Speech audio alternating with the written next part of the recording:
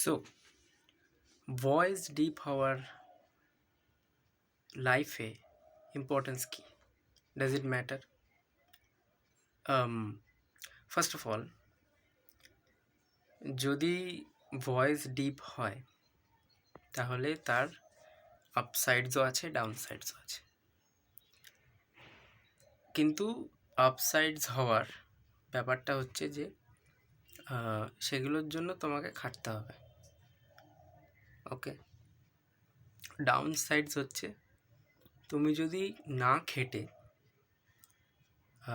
Voice deep করার যে টপিকটা হয় বা সাবজেক্টটা হয় সেটার উপর অবসেস করতে থাকো। অবসেসড মানে সেটার উপর বেশি ধ্যান দিতে থাকো। ঠিক আছে, যে আমার ভয়েস ডিপ কেন নয়, আমার ভয়েস ডিপ কেন নয়, তাহলে তোমার কনফিডেন্স লেভেল বহুত বহুত লো হবে। It's that simple, it's that simple. And তোমার ভয়েসের পিচ যতটা ম্যাটার করে না, ততটা ম্যাটার করে তোমার ভয়েসের স্টেডি হওয়া, মানে যেরকম আমি কথা বলছি যেরকমভাবে। আর তোমার ভয়েসের থেকে বেশি ইম্পর্টেন্স হচ্ছে তোমার কনফিডেন্স এবং নিজের লিসেনিং স্কিলসগুলো এবং কমিউনিকেশন স্কিলসগুলো ডেভেলপ করা। But voice matters. তোমাকে আমি দুটো সিচুয়েশন দিচ্ছি। প্রথম দুটো সিচুয়েশন, মানে প্রথম যে সিচুয়েশনটা আছে সেটা হচ্ছে একজন অ্যাভারেজ ভয়েস, কিন্তু সে ভালো কথা বলতে পারে। আর দ্বিতীয়জন হচ্ছে ভালো ভয়েস, মানে ডিপ ভয়েস, কিন্তু সে ভালো কথা বলতে পারে না, মানে কথাই বলতে পারে না ঠিকভাবে, স্টেডিলি কথা বলতে পারে না, করে, যেটা আমি করছিলাম একটু আগে। মানে সে ফ্লোতে আসে। এবং আর একটা সিচুয়েশন দিচ্ছি যেটার মধ্যে একজন ব্যক্তি, যে প্রথম ব্যক্তি, সে ব্যক্তি হচ্ছে কথা বলতে পারে না, তার ভয়েসও ভালো নয়, এবং যে কথা বলতে পারে কিন্তু তার ভয়েস খুবই ডিপ। তাহলে কাকে বেশি অ্যাট্রাক্টিভ লাগে? প্রথম সিচুয়েশানে যার ভয়েস অ্যাভারেজ কিন্তু যে ভালো কথা বলতে পারে তাকেই অ্যাট্রাক্টিভ লাগবে, মানে মোস্ট অফ দ্য লোকের জন্য আর কি। ঠিক আছে।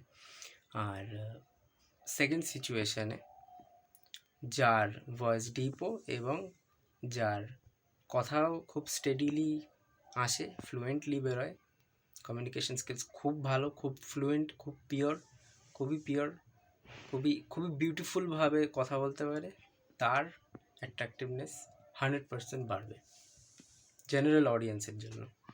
ঠিক আছে, দর্শকের জন্য আর কি।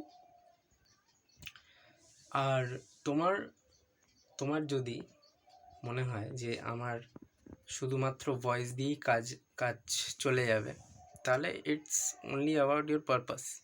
তোমার পারপাস কী সেটা তোমাকে আগে বুঝতে হবে। তোমার যদি ভয়েসেরই কাজ হয় তাহলে নিশ্চয়ই তোমার ভয়েসটা লাগবে, কিন্তু তোমার যদি ভয়েসের সঙ্গে পারপাসের মতো, মানে ভয়েসের সঙ্গে তোমার কনফিডেন্সটা না আসে, যে আমি কিরমভাবে কথা বলবো, সেইটা তোমার যদি না আসে, তাহলে তোমার কাজেও তোমার ভয়েস হেল্প করতে পারবে না।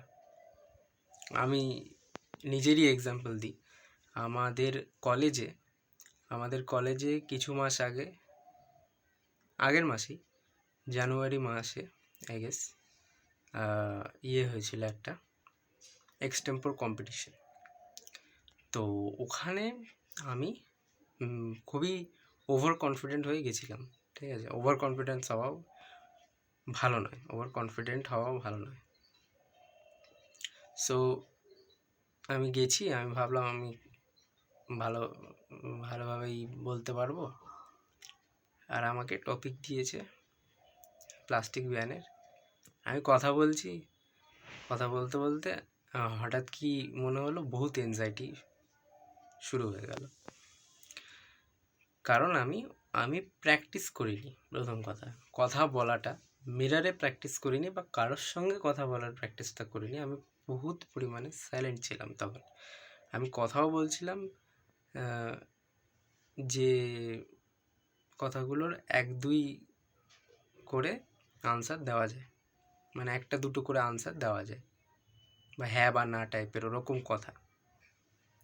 সো ওইটা করাটা তোমাকেও বুঝতে হবে যে না, করা যাবে না। কারণ আমার লাস্টে কি হলো, আমি ঠিকভাবে বলতে পারলাম না। আর আমাকে আমাকে স্পেসিফিক্যালি আমাকেই অ্যাকচুয়ালি দেয়নি কোনো ধরনের ইমপ্রুভমেন্টের অ্যাডভাইস। টিচার যে ছিলেন, যে কম্পিটিশনটাকে কন্ডাক্ট করছিলেন, তিনি কিচ্ছু দেননি। সবাইকে দিয়েছে কিন্তু আমাকে দেননি। আমি বুঝেই গেছি তখন, মানে আমার বহুত ইমপ্রুভমেন্ট লাগবে। সো সোশ্যাল এনজাইটি যেটা হয়, সেটার জন্য তোমার নিজেকে প্র্যাকটিসে রাখাটা খুব জরুরি। সোশ্যাল এনজাইটি হওয়াটা খুবই নর্মাল ব্যাপার, অনেকেরই হয়, আমারও হয়। আমার আগে ছিল না, কারণ আমি আগে বেরোতাম সব জায়গাতেই, আমার ছিলই না। এখন আস্তে আস্তে আমি একটুখানি জাস্ট ইমপ্রুভ করছি আস্তে আস্তে। এরম না যে আমি অটিস্টিক, যে কথাই বলতে পারি না, বাট তাও। সো এই স্টোরিটা দিয়ে তোমার শিক্ষা হওয়া উচিত যে তুমি নিজেকে ইমপ্রুভ করার জন্য সবসময় যে ভয়েসের ওপর বা কোনো একটা অ্যাসপেক্টের ওপরই রিলাই বা ডিপেন্ড করো না। হ্যাঁ, ডিপেন্ড হয়েও না, ভরসা করো না, নির্ভর হয়েও না। কোনো একটা জিনিসের ওপর যদি তুমি নির্ভর করো, তাহলে তোমার কিন্তু মানে তোমার 12টা বাজবে। তুমি যদি কথাই না বলতে পারো, তাহলে তোমার ডিপ ভয়েসের লাভ হয়েও কি হলো? এটা অনেকটা বলার মতো যে আমার কাছে বড় তলোয়ার আছে, খুবই